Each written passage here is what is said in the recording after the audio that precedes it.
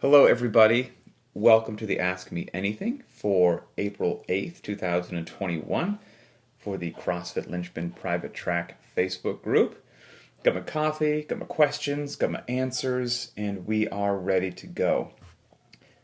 I love these Ask Me Anythings, selfishly. They're just fun. They're fun to interact with everybody, to get to answer some real questions from people. And there's some good questions today, as there are every week. We'll start with a funny story because that was the most upvoted one. But then the second most upvoted is honestly a question that I think could be a show in and of itself. I think it's one of the most important topics out there that CrossFitters need to hear and open their eyes to. And a lot of people may not want to hear it because it's potentially an uncomfortable truth. But we're going to dive right into it. So, first and foremost, question from Patrick S. Again, not me, a different Patrick S. Okay, so basically, I made some mention regarding the Nasty Girls workout, which is a fantastic, classic CrossFit workout for anyone who's unfamiliar with it. The Nasty Girls workout is 3 rounds for time, 50 air squats, 7 ring muscle-ups, 10 hang power cleans, 135 pounds for men, 95 pounds for women. Beautiful, beautiful triplet. Classic old school CrossFit effective, gorgeous workout. One of the workouts that I'm immediately jealous and envious that I didn't program it. It's just fantastic. And I really like it. And, so getting back to Patrick's question about the funny story about it is, I've been very open and honest that my wife is Emily's profoundly, she's just a better athlete. She's just fitter than I am. It is what it is. And I very, very, 10 more varies, very rarely beat her on workouts. Which doesn't bother me. I'm perfectly good to go with that. But, every now and then I feel a little spicy and I, want to go head to head in a workout, try to take her down or something like that, even if the odds are stacked against me. Now, currently, she's pregnant. We're in our 3rd trimester, en route to our 3rd child. So, we're not going to do this right now, but she's always, once the baby is born, which should be late June or early July, she's very much looking forward to, getting her capacity back, getting her body back, just starting that road once again of recovery. And so she likes to have, goals to set, that will help motivate her and drive her post-pregnancy and all that. And so I said to her, and I wasn't joking, I thought this was actually somewhat legitimate. I was like, okay, well, you know what, hon? I was like, not obviously the week after you give birth. I mean, let's get you back in shape, but maybe a good metric would be, whatever is appropriate. 6 months after the baby's born, 9 months after the baby's born, 12 months after the baby's born, whatever makes sense. Maybe you and I could go head to head in a workout again. Every now and then we'll do one on film. Like I said, she'll murder me. Like, maybe we could, film it. Like, people would enjoy that. You're coming back from pregnancy. Everyone enjoys stories like that, so maybe that's just kind of a good goal to shoot for. And she's like, yeah, that's not the worst idea that I've ever heard. And again, not joking and not looking to just poke the honey badger. But I said, I've got a workout in mind that when that time comes, I'm not saying that I'll beat you, but I'm saying I've got a pretty darn good shot with this one as prescribed CrossFit workout that I think I could get you. She was like, really? And I should have known better before I even started this. My wife's a wonderful woman, but she's obviously a little bit crazy. Not only for putting up with me and being married to me, but, full ride D1 gymnast, which those people are just crazy anyway. 2-time competitor at the CrossFit Games, so she's obviously got a screw loose there as well. And she can be in a casual, calm, just a cool breeze, wonderful mood. but she's got that competitive spark in her that now if somebody's like, oh, you think you're going to take me down? Really? The switch is flipped. And I forgot about that, and I flipped the switch, and I didn't mean to. So I was like, yeah, I got a workout in mind. She's like, what workout is that? And I was like, nasty girls. And I was serious when I said it, because for me anyway, I don't mind air squats. High volume air squats, love them, actually. So you've got 3 rounds of 50 air squats on nasty girls. So right there, and I can hold quite a decent pace on them. I'm not going to break them up even if they burn. So I'm like, all right, I'm good there. The 7 ring muscle ups, I'm certainly not a former D1 gymnast. We all know that. But that's a manageable rep range, that I could, try to gut out the first round. If I really just decide I'm going to try to send it full bore that day, maybe the second round too. Certainly would have to break up the third round. Then each round you get the 10 hang power cleans at 135, which is going to get tough and challenging. Don't get me wrong. That's why Nasty Girls is such a beautiful trap. The gripping and the pulling also from the ring muscle-ups, the leg drive needed from the air squats, all of that makes those hang power cleans, 10 at 135 or 95, seem like they should be relatively not that bad of a deal, but then they become quite challenging. So again, gorgeous workout, but I've done it a bunch. But I think, that's in my little happy zone of reps and loadings and stuff. So I was like, yeah, Nasty Girls, I think I could give you a real serious run for your money at that workout. Whew. And I knew that I had stirred some sort of a hornet's nest when she didn't immediately respond. There was just kind of a glassy look in her eyes, and she was just looking at me, probably waiting to see whether or not I was about to say, I'm joking. So when I didn't tell her that I was joking, I was like, I think I could get you, Nasty Girls. She became Emily the competitor, and she told me in very calm, calculated terms, like a serial killer. She's like, do you remember Nasty Girls version 2? And I was like, yeah, the regionals workout, which was a regional workout in 2014, the second year that she went to the games. And Nasty Girls version 2, if you're unfamiliar with that one, it's 3 rounds for time. Instead of 50 air squats, it's 50 pistols, 50 one-legged squats each round. Still 7 ring muscle-ups each round, and still 10 hang power cleans, but instead of the 10 hang power cleans being 135 for men, 95 pounds for women, it's 175 for men, 115 for women. So not a joke in any way, shape, or form. So she said, do you remember Nasty Girls version 2? I said, yeah. She said, that I had like one of the best times at regionals that year, period, in that workout. And I was like, oh, I did not remember that. Right. I probably would not beat you at that workout. Actually, now that I think about it, you would absolutely decimate me.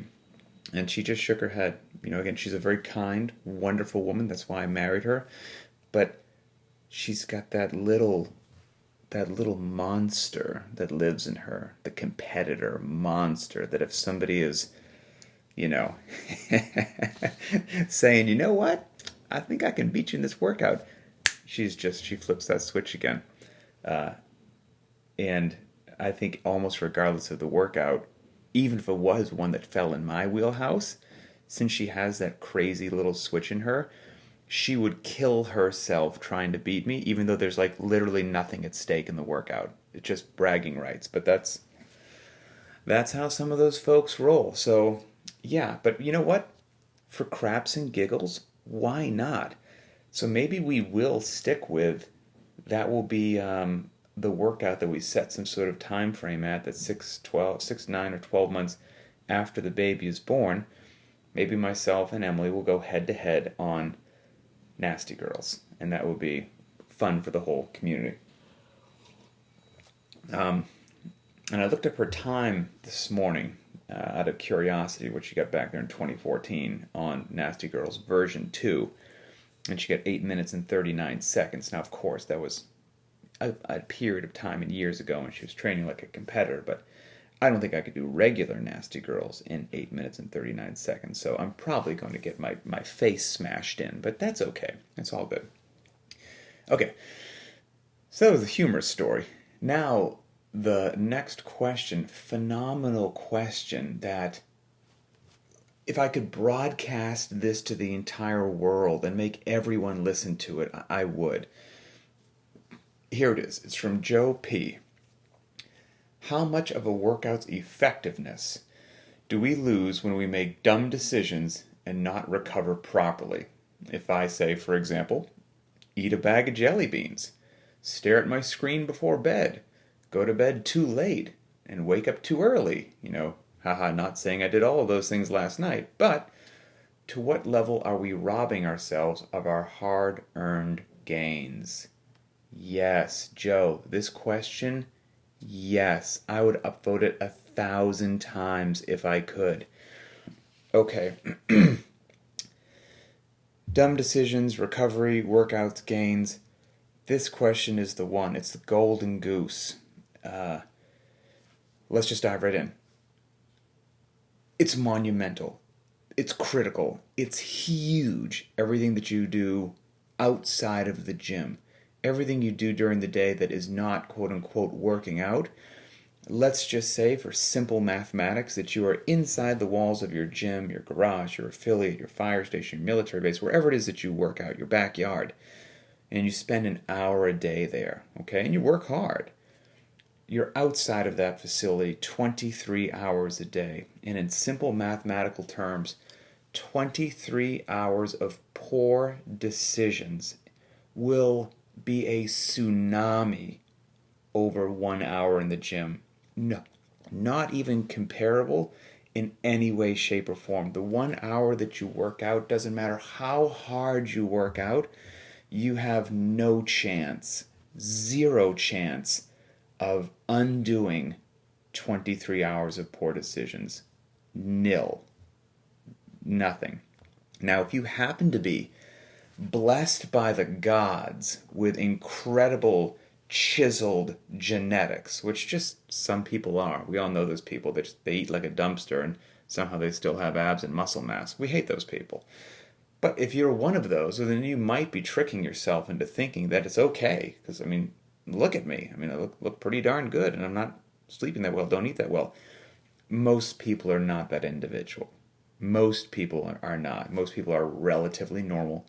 They have some sort of metabolism and genetics that if they eat well, they'll get in better shape. And if they eat poorly, they'll put on fat, they'll lose their gains, they'll feel bad. So most of us are normal. And most of us cannot, 1 hour in the gym will not compete with 23 hours of poor decisions outside the walls of the gym. Period, end of story. And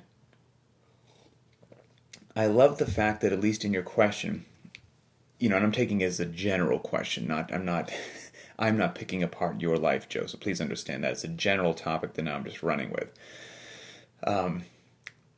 Most people may not even have the honesty to address what you did, that the things that you're doing, the lifestyle choices that you're making, aren't what they should be.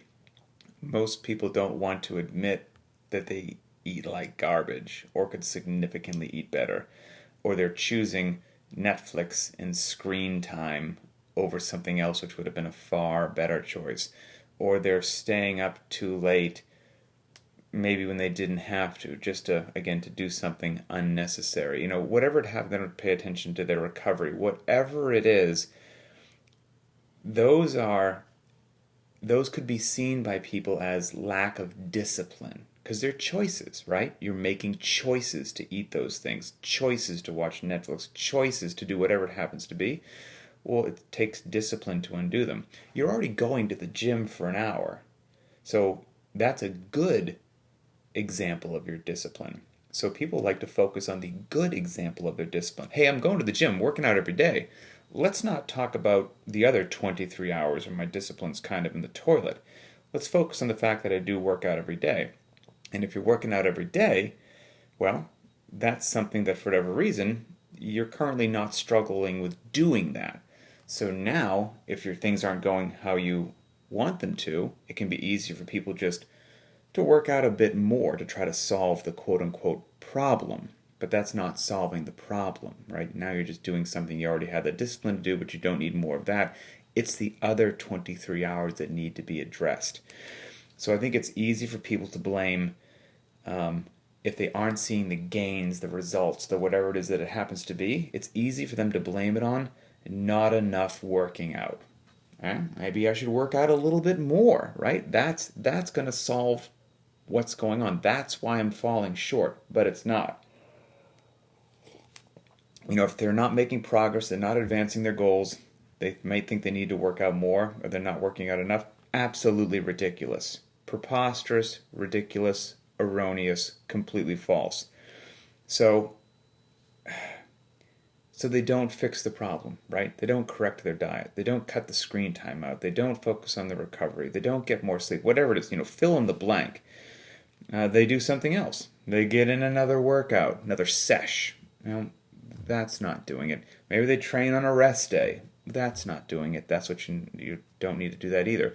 So now any of those things that have happened, getting in another sesh, training in a rest day, now all you've done is you've continued to push a body and a system that is in desperate need of rest, proper nutrients, not more work. That's not what the body or the system needs. That's not why that individual athlete is falling short for lack of effort or lack of work.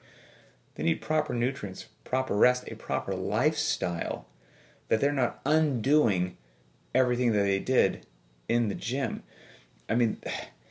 If you really dive into food, whether you follow zone or macros or whatever it happens to be, you have a good understanding of what real food is, what clean food is, what processed food is, the density of calories in processed food versus real food, how much fuel and energy and calories you actually need each day to do what you need to do. It's not a tremendous amount, okay? And so my point is, and you're not making a big shift in your energy needs from getting in an extra 20-25 minute workout that day. Okay, that doesn't suddenly give you the authority to have a piece of cake that night and think that it's not going to matter. Not by a long shot. If you're not eating clean, I don't care if you're working out 1 hour or 2 hours, irrelevant for most of us. It doesn't take that much poor nutrition to completely derail your progress. Completely. I wish that wasn't the case, but it's sad but true. Grabbing one or two less than ideal, far less than ideal, let's say that, choices every day when you walk into the kitchen, you have just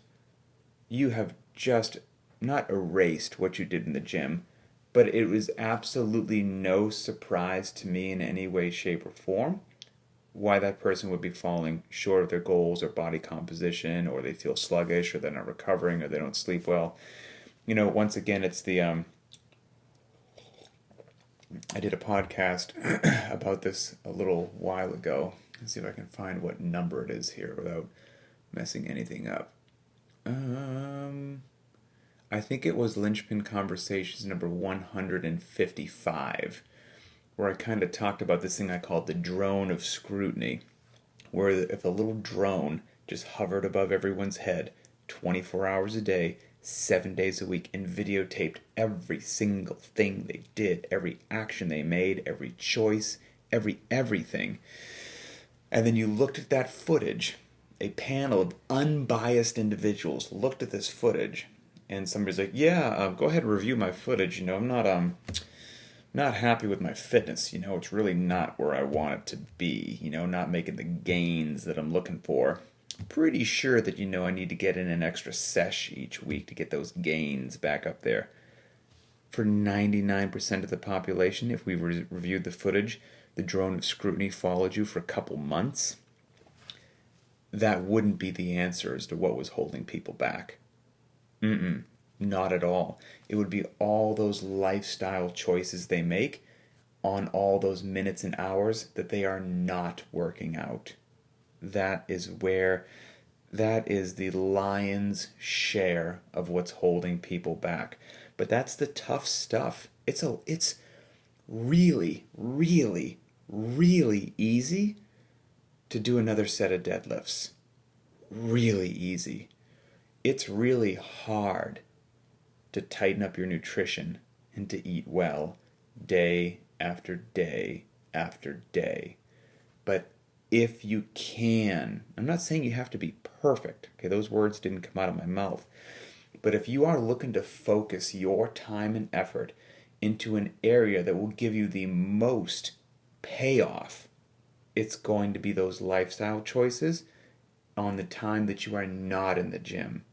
What you're doing in the gym is fine, and you don't need more of it. You need to take care of yourself outside of the gym, and everything will get better. Everything will get better, but it's so hard to do. It's really easy to think you need to get in another workout. That's the easy choice, and it's the ineffective choice, and it's the incorrect choice. The lifestyle choice, the lifestyle improvement, that's what's needed. Period, end of story.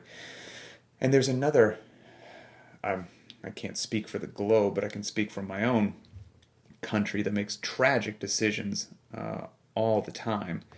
The good old United States of America. I mean, we are a sick country from a health standpoint, because all those things that I just mentioned, they're tough to do. It's really easy to swing through the drive-thru. It's really easy to get some junk to eat. It's really hard to eat healthy food on a regular basis for most people, the discipline that it takes. So again, instead of, where am I trying to go with this? Oh, here's another just Band-Aid that people can put on it. Okay, working hard in the gym. The 23 hours outside the gym, tons of improvement has to happen there, but it's the hard stuff, making the good nutritional choices and all that. Well, you know what? Hey, let's not do that. That's too hard. Let me buy a supplement. Let me pop something some pill out of a bottle that has some false promise that it's going to just turn me into a beast and rip up my abdominals and give me all this energy and increase my lifts. That's what I'm going to do. So instead of making all the other hard, disciplined choices each day, I'm just going to order a supplement. That's going to take care of it. This pill or powder, I just snap my fingers and that's what I'm missing. I'm missing this pill or powder in my life. No, you're not. No, you're not. Again, the drone of scrutiny would see all the other choices that you're making that are so much more impactful if they were corrected. But they're challenging. You know, there's that phrase that I'm going to mess up a little bit, but it's something along the lines of, like, the road or the highway to success, there's never a traffic jam on it. Never. Because it's challenging. It's tough. I don't care if you're talking about success in life, in fitness, in school, in business, in whatever it is. Like, true success, to do things the right way, there's no quick, easy pill. It's tough. It's hard. It takes a tremendous amount of discipline and sacrifice. And that road, there's never a traffic jam on it, because it's easy to give up and it's easy to take an easier path. But all those easier paths are just dead ends, 100% dead ends. And we want to get people at Linchpin on the right path, on the true path, on the real path. I never promised anybody that this would be easy. That would be a lie. I will promise you that it will be worth it, and I will promise you that we will educate each other about the best decisions to move forward, and then I will also promise you that we will have a community of like-minded, supportive, positive, friendly individuals all around the globe like we do now, that you can ask these questions, get support from everybody. We'll help pick you up when you fall. No one is expected to be perfect. We're all going to make bad decisions nutritionally. We're all going to have good days, bad weeks, whatever it happens to be. That's real life. The difference is When you stumble, do you get back up, dust yourself off, learn from the stumble, and drive forward? That's what we're looking for. Period. End of story. And we're not going to lie to each other that some magic pill or potion or whatever on the easy road actually leads where you want to go. I would be doing everybody a huge disservice if that's what I said. Hard work, good nutritional choices, dumbbell thrusters, sprint days, respecting the heavy days, taking rest days, not burning yourself out, removing your ego, embracing scaling, understanding what good proper fuel for your body is, understanding how important and potent proper recovery is, understanding that it is a long journey that we're on together, a long journey, and we can do it together. Having a support network is absolutely mission critical. So, Joe, that was a fantastic question, and again, I would shout it from the rooftops if I absolutely could. Okay. 2 more questions. One really, because one is just a quick, simple answer. Philip, you asked a question about potential ways to increase burpee capacity. We chatted about that in Linchpin Conversations number 156. So go check out 156, and I think that will serve you well. Okay, final question was from Justin H. Very timely. Here we go. Justin H. How do you plan on adjusting your workout schedule when your baby is born? I ask this because it has been a big adjustment for me over the past months. An hour can be very hard to find sometimes. Thanks. I think it's going to be, so the baby again, we've got 2 kids already, 2 boys, 9 and 11, and we're about to have a little baby girl, end of June, early July. I almost said her name, and we're kind of keeping that a secret. I don't know why people keep it a secret, but I guess that's what you do. So we're not telling anyone yet, but I almost accidentally said it right there. That would have been catastrophic. Once the baby's born, I think it's going to be pretty easy, to be honest with you. I think things will just be kind of how they've always been. Getting in the workouts, getting good sleep, no worries. Obviously, that is a complete lie. No, it's going to be chaos for a while. So, luckily, what's lucky for me is, so I'm a stepdad to these 2 amazing, awesome, wonderful boys that I have in my life that have become my whole world. But I came into they're 9 and 11 now. I came into their lives when they were 5 and 3. So 3 was the youngest age that I dealt with. So the newborn in years 1, 2, and 3, I don't have any experience there. I'm a rookie. What's lucky for me is this is Emily's 3rd time going through that exact phase. So she's got the lessons learned. She's a veteran in that regard. So I'm leaning very heavily on her best practices and whatnot. But the goals, as we've discussed up to this point, things are going to take a hit. There's no doubt about that. And that's fine, right? Because I've finally realized why I work out. And I work out to have a high quality of life for as long as possible on this earth, to be able to say yes to things, whether it's hiking, swimming, biking, running, whatever it is, yard work for 3 hours. I work out so that I can say yes to these things. I don't work out to brag about where I am on the leaderboard. I don't work out for any of those sort of reasons. I work out to be a fit, happy, healthy human being, to support my family, longevity, all that great stuff. And so I can still accomplish that with a reduced schedule, even if my Fran time slips a little bit, even if my back squat slips a little bit. That's fine. I'll work on them, when life normalizes a little bit. But even if they slip a little bit, as long as I'm maintaining some sort of capacity, getting something in, I'm still pursuing all those goals that I just mentioned of being happy, fit, and healthy, so I can, say yes to things. So Um, Emily and I, we're going to try to work as a team to ensure that each person gets at least some time to work out, and one of us can be on baby duty for a little bit. It will be key for us to have our workouts be just tight and efficient. I can potentially on a regular day get into the garage and maybe dilly-dally a little bit.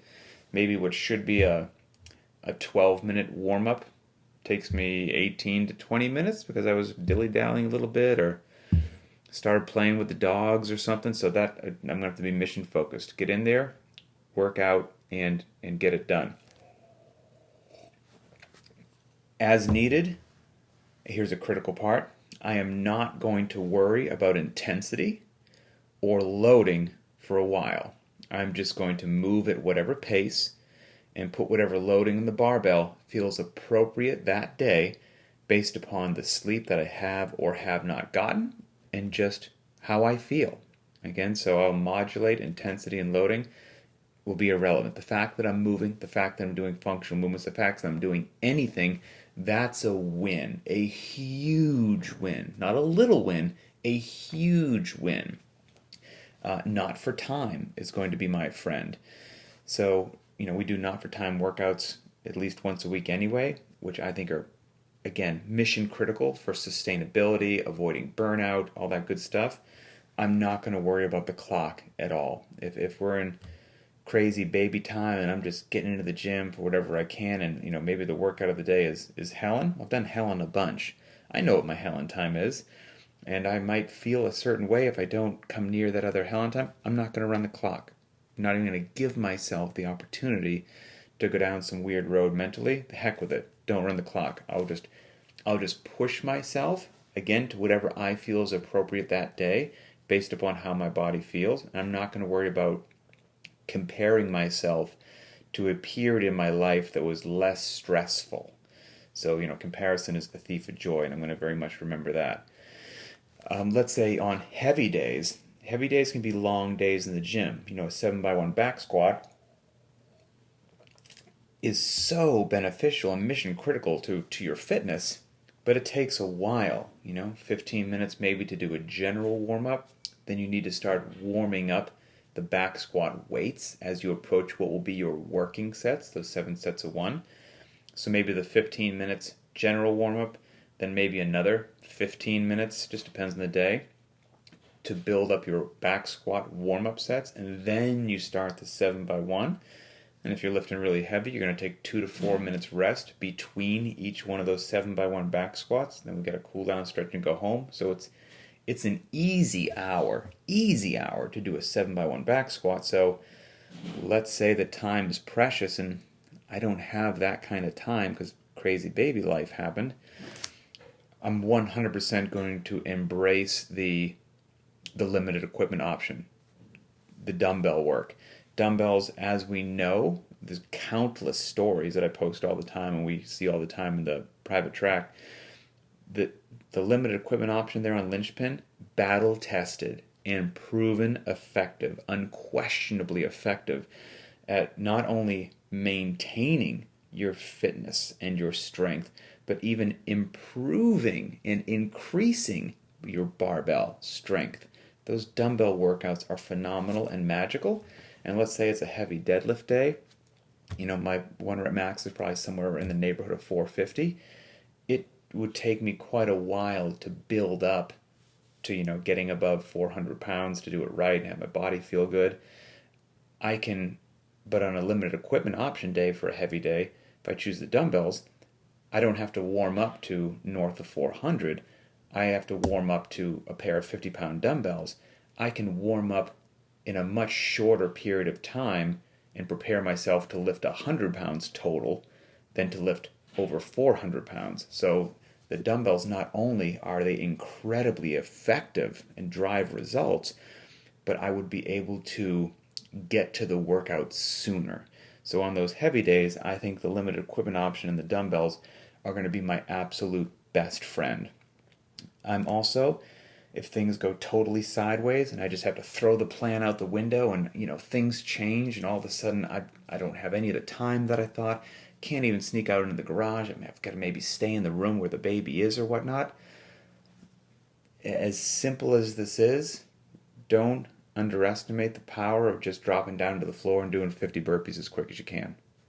Or 75 burpees or 100 burpees. But 50 burpees as quick as you can doesn't take too long. But the fact that you did that is huge. It's huge. You have won the day, okay? You've won the day. And so I need to keep that in the back of my mind as well. And then just, keep in mind, now, all of this is also predicated on what I just addressed earlier with Joe's question. I can't allow myself, because I'm tired or stressed out or whatever, to let my nutrition go to the toilet. If I maintain some semblance of halfway decent eating, things are going to go much better. Much, much, much, much better. And I'm certainly going to try to get in every single workout that I can, because not only is it good for me physically, but I need it for my mental health as well. And that's not a joke. My physical fitness, the training that I do every day, it not only keeps my body moving in the right direction, but between the ears, I don't know if it's a pressure release or whatnot, but I need it to be a good, happy, healthy human being. And so I'm going to do my best to make sure that I'm doing that for myself, because it will also benefit my family every day. And I'll keep the big picture in mind. And the big picture is that this time will pass. That whatever is this rugged period of time, when the infant is just profoundly demanding and my schedule is incredibly messed up, whether that's 3 months, 6 months, 12 months, 18 months, whatever it is, it's not the rest of my life. It will go by. That every second that goes by, the clock ticks, the hands of time move forward. You are approaching the end of whatever that difficult phase is. And, not to be corny, but is also one of the benefits of being able to reflect back on things like the Hell Week in SEAL training. Not comparing having a baby to Hell Week, but in all honesty, my point being, regardless of how miserable or whatever the situation in the moment happens to be, and it seems like it will never end, and all you want to do is quit and hit the easy button and make this thing stop. If you choose the hard path and you hang in there, it will end. And then you will have the pride, once it ends, of having done it properly and not having rang the bell and not having given up and having stuck it out. So I'm sure I'll think about Hell Week a lot as I'm raising my daughter. So anyway, that's it. Some wonderful, wonderful questions. Emily does have some post-baby goals that she's going to try to go after, and I won't throw those out there right now. I'll let her do that, because I'll have her back on the show here in a few weeks or so to do another monthly check-in as to how the pregnancy's going, how she's had to modify her workouts and all that for all the moms out there, and maybe I'll see if I can't get her to admit some of the goals that she's going to set for herself post baby. So that's it. Enjoy your rest day. Have a wonderful day. Thanks for being awesome. All the Linchpin community all around the world. All of you just fill me with pride, put a big smile on my face, so keep it up. And we will talk later.